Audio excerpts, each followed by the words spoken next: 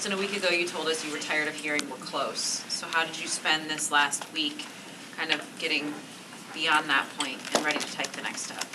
Yeah, just seeing where we need to improve, watching the film and, seeing where we could get better. And, we all just made that clear individually, position groups. They talked about it with their position coaches. So, just, constantly trying to get better. Matt Eberflus said that you and he had a long talk. Why did you guys have a long talk, and what was the substance of it? I mean, we meet all the time, so it wasn't nothing crazy. But we just talked about what our jobs, what our roles were, as leaders of this team. So, and really just looking forward to the future. Do you feel good though to express some of that? Express some of what? Express your frustration last week after. I expect every player on the team to be frustrated after we lost. So it wasn't I heard your question. It wasn't like a rock bottom thing or anything like that. It was just I'm not happy that we lost the game. So it's yeah. The emotion that you could hear it in your voice after that game, the frustration. How do you climb out of that and move forward? I have the same frustration after every loss. It's I don't like losing. I've told you guys that multiple times. So, it's just, seeing where you could get better, seeing where you can improve. And, watching the film, of course, is going to hurt. So, just seeing where you can get better at, seeing, what I can do better as a quarterback. And, just trying to get better each and every day. You made some comment, I think, last year, maybe it was after the Tampa game, that it was just kind of this new jarring experience to you to lose because you had not been through much of that. There's been a lot of it in the year and a half that you've been here. How has that affected you? How have you weathered that? It's just got to work harder.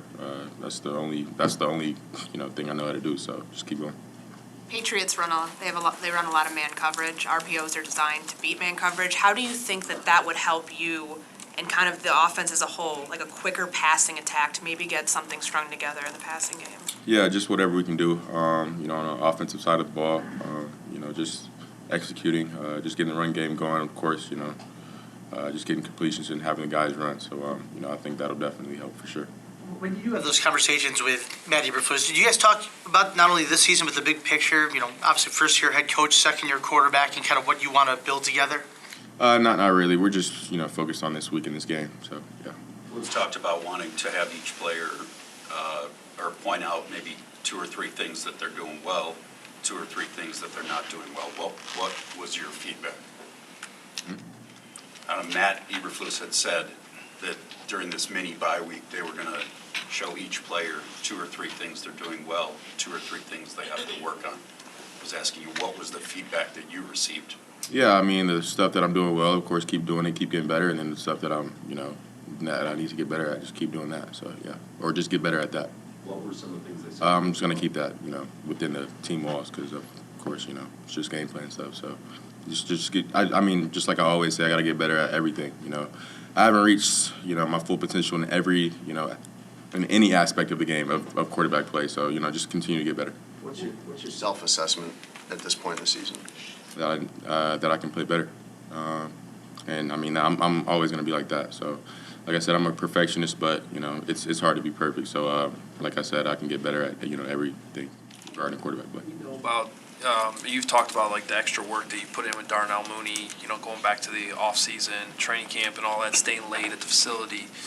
If you guys added to that, did change that at all? And, just to try to unlock that connection that you guys have and get more production on games. So added to what, Have you tweaked that at all? You put in all that work in the off season, and the results haven't necessarily been there in the games, or you guys have just been keep doing what you've been. We stay every day after practice and get extra routes. So same thing. Are you good health-wise? Did the rest help you at all from last Thursday? The extra days definitely helped. So I'm definitely feeling better each and every day. You didn't have to have any testing or anything like that, like X-rays, deeper, closer look at your left shoulder, anything like that? No X-rays. What have you seen from N'Keal Harry? I know you haven't been on the practice field for a little bit, but what have you seen from him, and what are your expectations moving forward, getting him back? I haven't seen much other than camp. I don't think he's been practicing. He got in a little bit last week in practice, but nothing crazy. But I'm excited. Of course, he's a big body. He's great at the catch point, great at jump balls. So great run blocker. So he's definitely going to be a weapon for the offense for sure. How have you seen Matt Eberflus kind of navigate through this losing streak? terms of how he deals with the team, how he deals with you? Yeah, I mean, he's a leader. You know, I think the way he's handled it, the way he's talking to our team, I think it's what's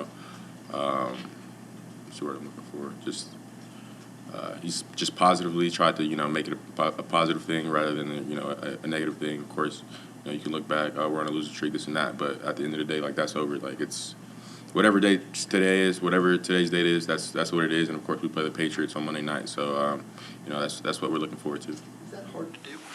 What? As a head coach, you think it's hard to sit there and walk into a room in front of 60 guys and stay in a losing streak and stay positive and stay focused? Is it hard to say that to the team? Yeah.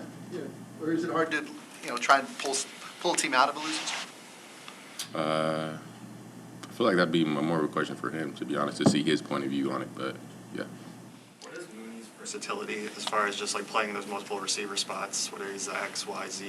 What does that kind of allow you guys to do? Yeah, it just allows us to find ways to get him the ball. The fact that he can play inside and outside just means he can do more. So of course he's a very versatile player. He can do a lot of things. So yeah, that's all that means. So, yeah. Couple more. Justin, did you watch football on Sunday, or do you get away from it? I'll watch them. Any impressions watching games, and is it a different perspective when you're just not scouting but just watching? I enjoyed it.